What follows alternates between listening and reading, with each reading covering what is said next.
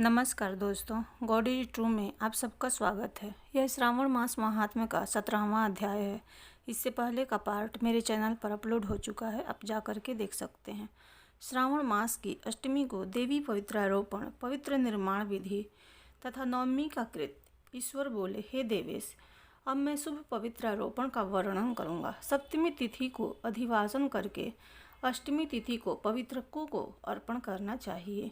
जो पवित्रक बनवाता है उसके पुण्य फल को सुनिए। सभी प्रकार के यज्ञ, व्रत तथा दान करने और सभी तीर्थों में स्नान करने का फल मनुष्य को केवल पवित्र धारण करने से प्राप्त हो जाती है, क्योंकि भगवती शिवा सर्वव्यापिनी है। इस व्रत से मनुष्य धनहीन नहीं होता, उसे दुख, पीड़ा तथा व्याधियां नहीं होती, उसे शत्रुओं से होने वाला भय नहीं होता और वह कभी भी ग्रहों से पीड़ित नहीं रहता।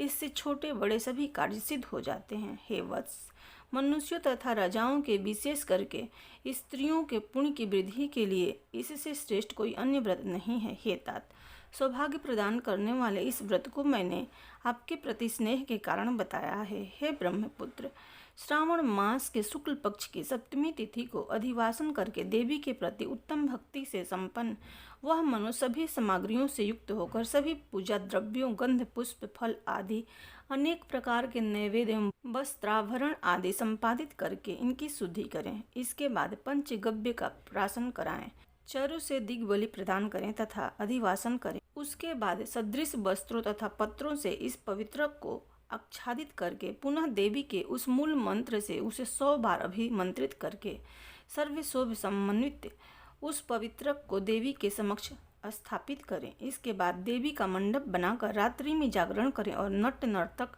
तथा वारांगनाओं के अनेक विधि कुशल समूहों और गाने बजाने तथा नाचने की कला में प्रवीण लोगों को देवी के समक्ष स्थापित करें। उसके बाद प्रातःकाल विधिवत स्नान करके पुनः बलि प्रदान करें।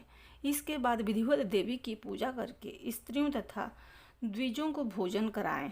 पहले देवी को पवित्रक अर्पण करें और अंत में दक्षिणा प्रदान करें। हे वत्स, अपनी सामर्थ्य के अनुसार कार्य सिद्धि करने वाले उस नियम को धारण करने राजा को प्रयत्न पूर्वक स्त्री के प्रति आसक्ति, जुआ, आखेट तथा मांस आदि का परित्याग कर देना चाहिए। ब्राह्मणों तथा आचार्यों को स्वाध्याय का और वैश्यों को खेती का कार्य तथा व्यवसाय नहीं करना चाहिए। 7, 5, 3 अथवा आधा दिन ही त्याग पूर्वक रहना चाहिए और देवी के कार्यों में निरंतर अपने मन में आसक्ति बनाए रखनी चाहिए। हे मुनिसतम, जो बुद्धिमान व्यक्ति विधि पूर्वक पवित्रारोपण नहीं करता है उसकी वर्ष भर की पूजा व्यर्थ हो जाती है। अतः मनुष्य को चाहिए कि देवी परायण तथा भक्ति से संपन्न होकर प्रत्येक वर्ष पवित्रारोपण अवश्य करें। कर्क अथवा सिंह राशि में सूर्य के प्रवेश करने पर शुक्ल पक्ष की अष्टमी तिथि को देवी को पवित्रक अर्पित करना चाहिए। हे सनत कुमार, इसके न करने में दोष होता है, इसे नित्य करना बताया गया है। सनत कुमार बोले, हे देवदेव, हे महादेव, हे स्वामिन, आपने जिस पवित्रक का कथन किया वह कैसे बनाया जाता है, उसकी संपूर्ण विधि बताएं। ईश्वर बोले, हे सनत कुमार, स्वर्ण, ताम्र, चांदी, रेशमी वस्त्र से निकाले गए कुश, कास के अथवा ब्राह्मणी के द्वारा काटे गए कपास के सूत को तिगुना करके फिर उसका तिगुना करके पवित्रक बनाना चाहिए। उनमें 308 तारों का पवित्रक उत्तम और 270 तारों का पवित्रक मध्यम माना गया है। 180 तारों वाले पवित्रक को कनिष्ठ जानना चाहिए। इसी प्रकार 100 ग्रंथि का पवित्रक उत्तम, 50 ग्रंथि का पवित्रक मध्यम तथा 26 ग्रंथि का सुंदर पवित्रक कनिष्ठ होता है। अथवा 6, 3, 4, 2, 12, 24, 10 अथवा 8 ग्रंथियों वाला पवित्रक बनाना चाहिए। अथवा 108 ग्रंथि का पवित्रक उत्तम, 54 ग्रंथि का माध्यम तथा 27 ग्रंथि का कनिष्ठ होता है। प्रतिमा के घुटने तक का लंबा पवित्रक उत्तम, जंघा तक लंबा पवित्रक माध्यम तथा नाभि पर्यंत पवित्रक अधम कहा जाता है। पवित्र की सभी शुभ ग्रंथियों को कुमकुम रंग से रंग देना चाहिए। इसके बाद अपने समक्ष शुभ सर्वतोभद्र मंडल पर देवी का पूजन करके कलश के ऊपर बांस के पात्र में पवित्रकों को रखें। 3 तार वाले पवित्रक में ब्रह्मा, विष्णु तथा शिव का आवाहन करके स्थापित करें। इसके बाद का सुनिए। 9 तार के पवित्रक में ओमकार, सोम, अग्नि, ब्रह्मा, समस्त नागों, चंद्रमा, सूर्य, शिव तथा विश्व देवों की स्थापना करें। हे सनत कुमार, अब मैं ग्रंथियों में स्थापित किए जाने वाले देवताओं का वर्णन करूंगा। क्रिया, पौरुषी, वीरा, विजया, अपराजिता, मनोनयी, जया, भद्रा, मुक्ति और ईशा ये देवियां हैं। इनके नामों के पूर्व में प्रणव तथा अंत में नमः लगाकर ग्रंथि संख्या के अनुसार क्रमशः आवाहन करके चंदन आदि से इनकी पूजा करनी चाहिए। इसके बाद प्रणव से अभिमंत्रित करके देवी को धूप अर्पण करना चाहिए। हे सनत कुमार, मैंने आपसे देवी के इस शुभ पवित्र रोपण का वर्णन कर दिया।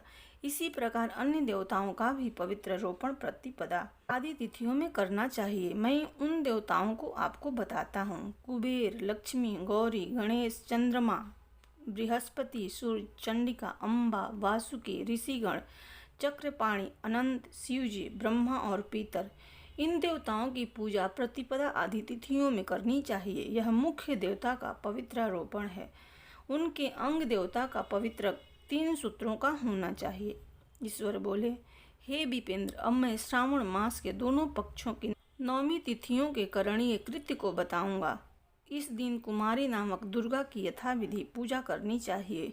दोनों पक्षों की 9वीं के दिन नर्त व्रत करें और उसमें दुग्ध तथा मधु का आहार ग्रहण करें अथवा उपवास करें। उस दिन कुमारी नामक उन पाप नाशनी दुर्गा चंडिका की चांदी की मूर्ति बनाकर भक्ति पूर्वक सदा उनका अर्चन करें।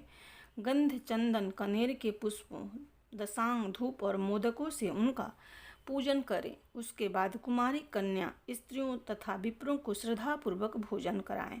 फिर मौन धारण करके स्वयं बिल्वपत्र का आहार ग्रहण करें। इस प्रकार जो मनुष्य अत्यंत श्रद्धा के साथ दुर्गा जी की पूजा करता है वह उस परम स्थान को जाता है जहाँ देव बृहस्पति विद्यमान हैं।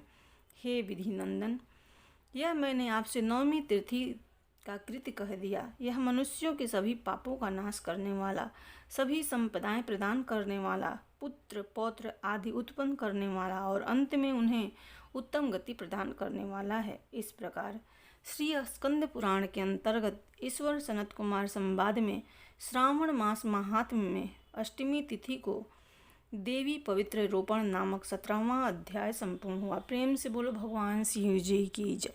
जगत जननी माता पार्वती जी की जय।